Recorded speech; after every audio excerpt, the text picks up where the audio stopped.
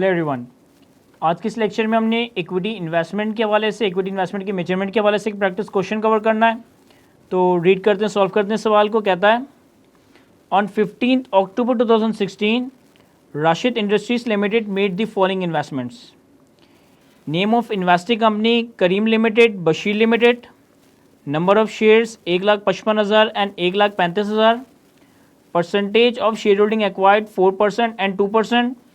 And cost of investment rupees in million, 20 million and 65 million. अच्छा, cost of investment पे इस तारीख के साथ लिखा है इंक्लूडिंग ट्रांजेक्शन कॉस्ट। तो एक कंपनी है राशिद इंडस्ट्रीज लिमिटेड, 15 अक्टूबर 2016 पे इन्होंने 1,55,000 शेयर्स बाय किए करीम लिमिटेड KL के, और 1,35,000 शेयर्स बाय किए बशीर लिमिटेड BL के। 1,55,000 शेयर्स करीम लिमिटेड की 4% शेयर होल्डिंग है, और 1,35,000 शेयर्स बशीर लिमिटेड की 2% शेयर होल्डिंग है। और ये शेयर होल्डिंग हमने एक्वायर की है 20 मिलियन और 65 मिलियन की कॉस्ट पे, और 20 मिलियन और 65 मिलियन में ट्रांजेक्शन कॉस्ट भी शामिल है। आगे कहता है, investment in KL was irrevocably elected at initial recognition as measured at fair value through other comprehensive income, and investment in BL was designated at measured at fair value through profit and loss. कहता है investment in KL को हमने fair value through OCI category में, और investment in BL को हमने fair value through P&L model में classify करना है। ऑन 31 दिसंबर 2016 साल के आखिरी दिन, the market price of KL and BL on 31 December 2016 was ₹80 and 600 respectively. पहले साल के आखिर में KL के शेयर्स की मार्केट प्राइस हो गई 80 और BL के शेयर्स की मार्केट प्राइस हो गई 600। RIL Rashid industries broker normally charge transaction cost of 0.2%, और हमारा ब्रोकर हमसे 0.2% की ट्रांजेक्शन कॉस्ट चार्ज करता है।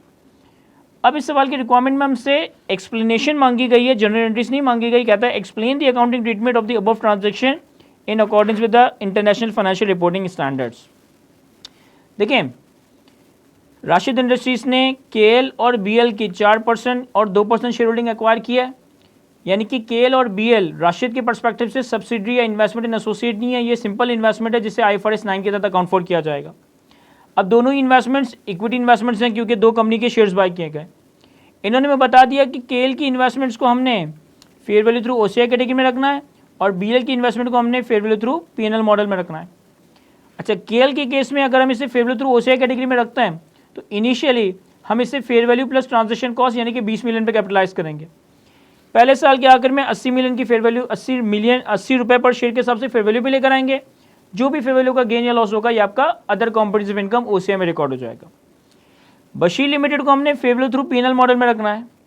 तो इस 65 मिलियन में से जो ट्रांजेक्शन कॉस्ट है ना, इस 65 मिलियन में ट्रांजेक्शन कॉस्ट शामिल है। ट्रांजेक्शन कॉस्ट को आपने अलहदा करके एक्सपेंस आउट करना है। ट्रांजेक्शन कॉस्ट के अलावा जो प्राइस है सर, उस पर इनिशियली रिकॉर्ड करेंगे BL के शेयर्स। फिर ईयर एंड पे BL के 1,35,000 को शेयर 600 के हिसाब से फेयर वैल्यू पे लाएंगे। जो भी फेयर वैल्यू का गेन या लॉस होगा ये आपका P&L में रिकॉग्नाइज हो जाएगा। तो यही सारी बातें जो मैंने की इसका सोल्यूशन में हम अकॉर्डिंगली एक्सप्लेन कर देंगे। मैंने इसका सोल्यूशन भी आपके सामने लिख रखा है, उसे भी रीड कर लेते हैं। सबसे पहले investment in KL Karim limited, initial measurement और सब्सिक्वेंट मेजरमेंट। कहता है according to IFRS 9 IRL has made irrevocable election to present subsequent changes in fair value in equity investments in other comprehensive income instead of profit and loss. सवाल में मैं बताया हुआ कि हमने इन्वेस्टमेंट इन KL को fair value through OCI category में रखना है, जो कि एक इररिवोकेबल ऑप्शन है।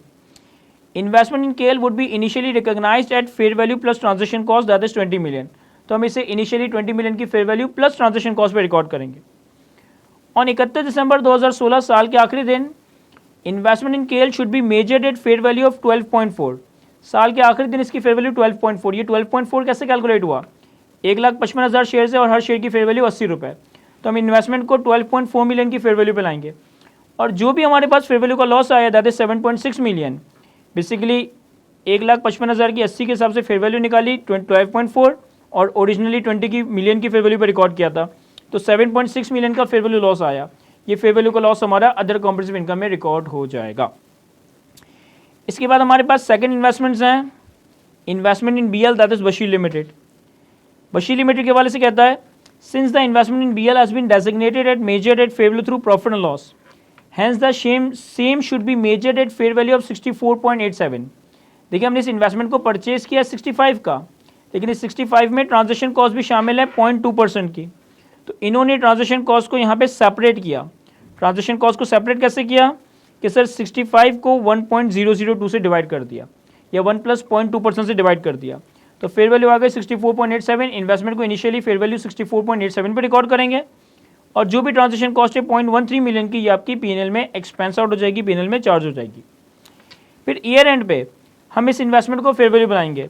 Investment in BL should be measured at the fair value of 81 million. ये 81 मिलियन की फेयर वैल्यू कैसे कैलकुलेट हुई? 1,35,000 शेयर्स थे और हर शेयर की फेयर वैल्यू 600, तो हम इस 64.87 की इन्वेस्टमेंट को 81 मिलियन की फेयर वैल्यू पे लाएंगे। फेयर वैल्यू का गेन आ रहा है 16.13, 81 माइनस 64.87 मिलियन, जो भी फेयर वैल्यू का गेन आया ये हमारा पीएनएल में रिकॉर्ड हो जाएगा।